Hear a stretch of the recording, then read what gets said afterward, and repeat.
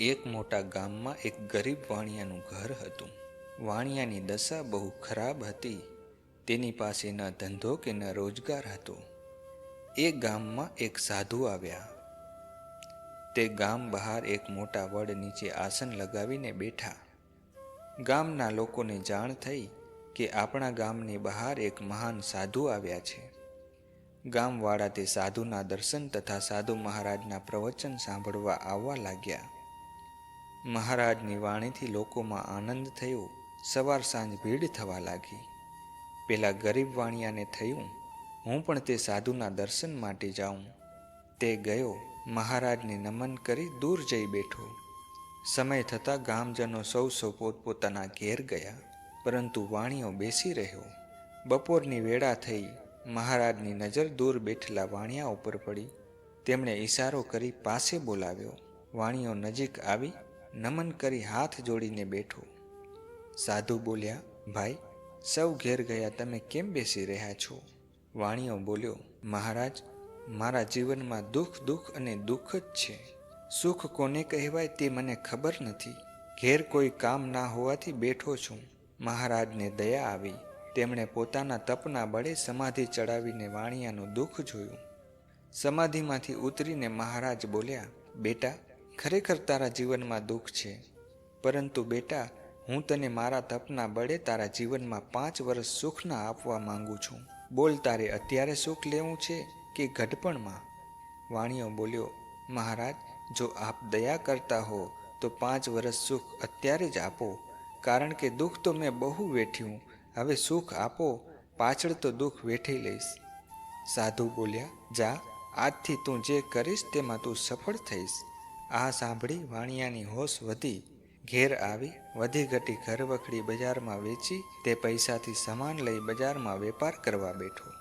થોડી વારમાં લાવેલ સામાન વેચાઈ ગયો. તે પૈસાથી બીજો સામાન લાવ્યો, તે પણ વેચાઈ ગયો. આમ કરતાં કરતાં તેનો ધંધો જામી ગયો. ટૂંક સમયમાં ગામમાં મોટી દુકાન લીધી. તેનો ધંધો અને શાખ વધવા લાગી. નવું ઘર બનાવ્યું, લગ્ન કર્યા. એક રાત્રે વાણિયાએ વિચાર કર્યો, મહારાજના આશીર્વાદથી મારા જીવનમાં દુઃખ જેવું રહ્યું નથી. સવારે પેઢી ઉપર બેસતાની સાથે પોતાના મનોમન જણાવ્યું કે આપણા ગામમાં ગૌશાળા, ચબૂતરો, પરબ, ઢોરોને પાણી પીવા માટે અવાડો અને ધર્મશાળા બંધાવું. તેમજ આજુબાજુના ગામડાઓમાં પણ આ કાર્યો શરૂ કર્યા. તેમજ આજુબાજુના ગામડાઓમાં અન્નક્ષેત્ર ચાલુ કર્યા. આમ વાણિયાએ ધર્મ કાર્ય ચાલુ કરી દીધા. વાણિયાને વિશ્વાસ હતો કે હું ગમે તેટલા રૂપિયા વાપરીશ તોય ખૂટવાના નથી. સમય ચાલ્યો જાય છે. વાણિયાના ઘેર દીકરાનો જન્મ થાય છે. આમ સુખમાં 5 વર્ષ પૂરા થવા આવે છે. એટલામાં ત્યાં ફરતા ફરતા 5 વર્ષ પહેલા આવેલા સાધુ ફરીથી એક ગામમાં આવ્યા. લોકોને આ જાણ થવાથી તે સાધુના દર્શને આવવા લાગ્યા. આ વાત જાણતા વાણિયો પોતાના પરિવાર સાથે મહારાજના દર્શન કરવા આવ્યો.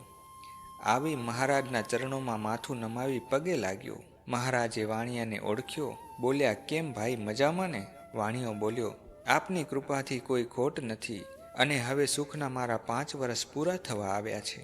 આપની કૃપાથી મેં જીવનમાં બધા સુખ ભોગવ્યા છે. હવે દુઃખ આવે એની મને ચિંતા નથી. સાધુ બોલ્યા, તમારી વાત સાચી છે. હવે તમારા જીવનમાં દુઃખની શરૂઆત થશે. આટલું બોલી મહારાજ શાંત થઈ વિચાર કરવા લાગ્યા કે આ વાણિયાએ 5 વર્ષ શું કર્યું, લાવ સમાધિમાં જોઈ લઉં. આમ વિચારી સમાધિ ચડાવી જોઈ લીધું. ત્યાં વાણિયો બોલ્યો, ભગવાન, હવે હું દુઃખ વેઠવા તૈયાર છું. મહારાજ બોલ્યા, અરે ગાંડા ભાઈ, તે આ 5 વર્ષોમાં એટલા બધા પુણ્ય કાર્યો કર્યા છે કે આ જીવનમાં તો દુઃખ નહીં આવે, પણ તારી 7 પેઢીમાં પણ દુઃખ નહીં આવે. તારા સત્કર્મથી તે તારા જીવનને બદલી નાખ્યું છે. માટે મિત્રો, આ વાર્તા પરથી આપણને એ જીવન સાર મળે છે કે તેરા જીવન સે હે કર્મો સે નાતા, તું હી અપના ભાગ્ય વિધાતા. કરેલા કર્મોની જીત થાય છે. કર્મો સારા હશે તો પેઢીઓ તરી જશે. સીતારામ.